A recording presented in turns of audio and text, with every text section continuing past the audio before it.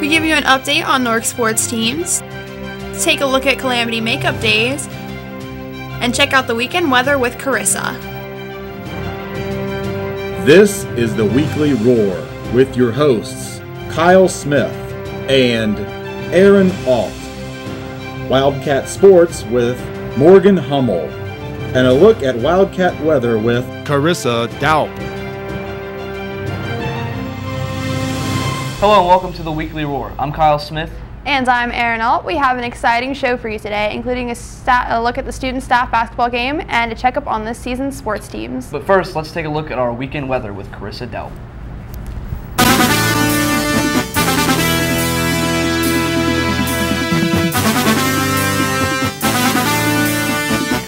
Thanks, guys. This past week's temperatures were a little warmer, but as Valentine's Day weekend approaches, temperatures will start to cool down, but will still be warmer than typical mid-February weather.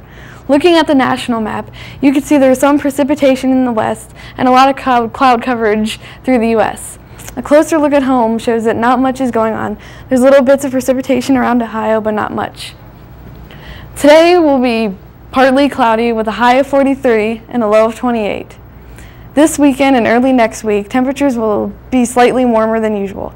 Friday will be partly cloudy with a high of 39 and a low of 25. Saturday will be snowy with a high of 35 and a low of 26. Sunday will be partly cloudy with a high of 42 and a low of 26. And Monday will be rainy with a high of 40 and a low of 20. That's it for weather. Back to you guys. Thanks, Carissa. I'm so glad it's finally starting to warm up. Although I must say I did enjoy those snow days. Well, unfortunately, Kyle, I think they're going to come back to bite us. Let's take a look at the snow day makeups with Brad Bechtel. Brad Bechtel with WNN, and this week we're going to take a look at students' and teachers' opinions about the Calamity Day makeups. Let's check out what the teachers' opinions are. I would have liked to have used one of those days, but I understand that that's not a possibility, so. Yeah. I don't mind. I like adding the day on at the end of the year because that's easy to make up. The Saturday, I don't mind one Saturday, but I don't like 2 or 3 in a row. That's really hard. Yeah. Well, actually, I think that what we really need to do is go to a year-round school with no weekends off. And so the kids would actually be able to live in dormitories behind the buildings, and they would then be given jobs cleaning the buildings, washing everything, doing their own clothes, and they would live here at full-time 24 hours a day. Here's what the students have to say. I'd rather just have it on a Saturday because, like, you know, people have stuff to do over the 4-day weekend, so, like, no one wants to do stuff. You know? Like, for me, I got, like, you know, a couple parties planned, so I don't want to, like, have anything to do. Besides, Saturdays are usually, most people don't come anyway. I disagree with the Calamity Day makeups because during the time of the windstorm, no one expected that to happen. And I don't think that's fair. I think that they should make it June 4th and 5th instead of on a Saturday. That kind of makes no sense to me. As a result of missing several days in January, we will now have school on February 21st, and school will be extended to June 4th. I'm Brad Bechtel reporting for the Weekly Roar. Back to you guys. Thanks, Brad. Now for a few brief reminders. The literary meeting that was canceled on Monday has been rescheduled for Wednesday, February 18th after school in 101H. All Spanish Club members, we will be having our next meeting after school Wednesday, February 18th in room 16D. We will be watching a Disney movie in Spanish, but don't worry, we will put English subtitles on for you. Please bring a bag of please bring a bag of popcorn or a 2-liter of pop. If you have not paid for your $8 participation fee, please bring it also. If you are a Spanish student, you may still join Spanish Club even if you haven't made it to a meeting. So Aaron, did you get a chance to go to the student staff basketball game? I sure did, and boy, it was fun. Well, in case you did not make it out to the game, let's take a look at the wrap-up with Anthony Warbay. Warbay reporting for the Weekly Roar.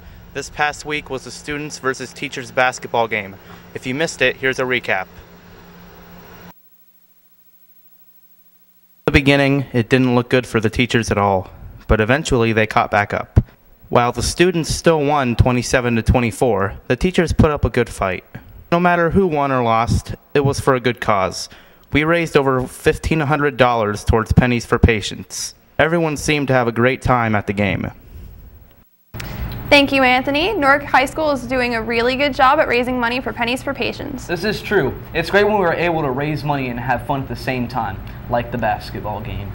And speaking of basketball, let's take a look at how our sports teams are doing with Morgan. Morgan? Thanks, guys. Well, the Newark Wildcats 15-3 boys basketball team raced out to a 21-6 first quarter lead and led 42-13 at halftime against Lancaster, propelling them to a 71-42 victory on a night when the Jimmy Allen Gymnasium Court was renamed Gary Walters Court after Newark's longtime coach.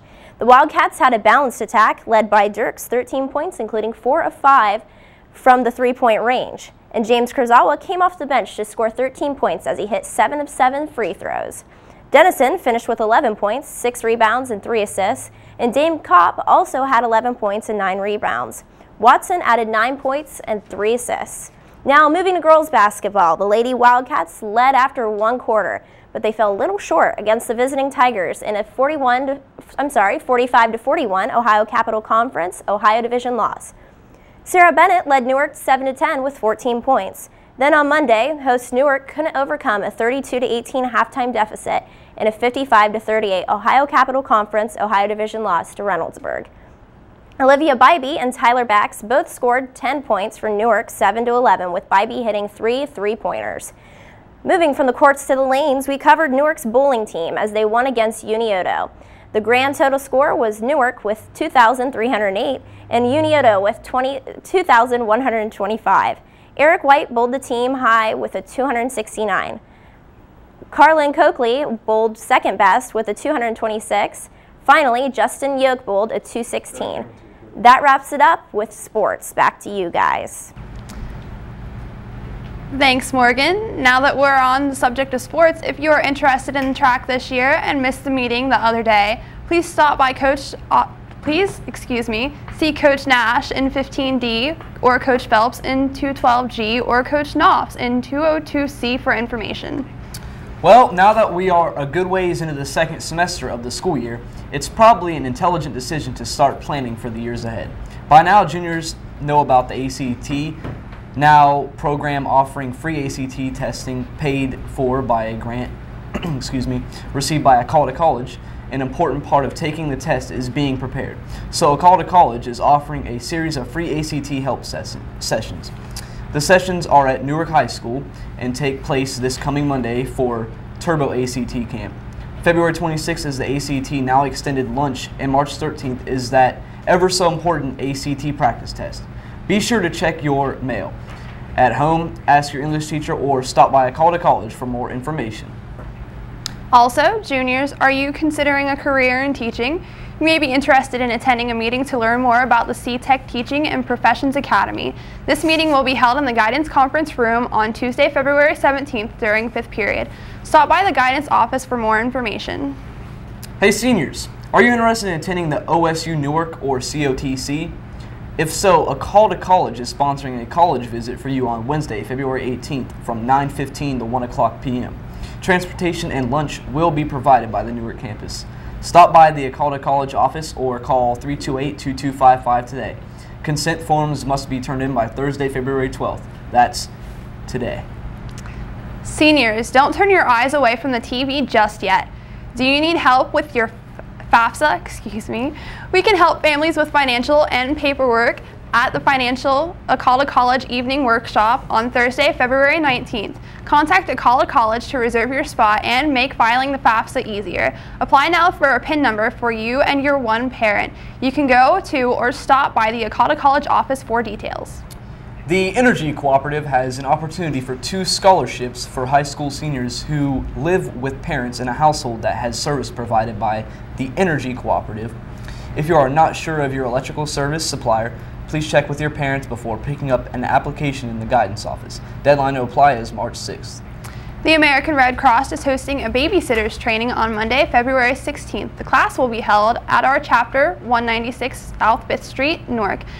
The training is offered to students ages 11 to 15. Students must pre-register the class, which costs $40. Well, that's all we have for the show today. Mr. Fullen would like to remind students and teachers that our makeup days will be held Saturday, February 21st and Thursday, June 4th. We'll be back next week and have a great weekend. We leave you with the class alma mater, Go Cats. Newark High School, loyal now thy children stand. As we lift our song to praise thee, better school in all the land. All the strong may be thy rivals, they cannot withstand thy might. For we all shall be defenders of the crimson and the white. All the strong may be thy rivals, they cannot withstand thy might. For we all shall be defenders of the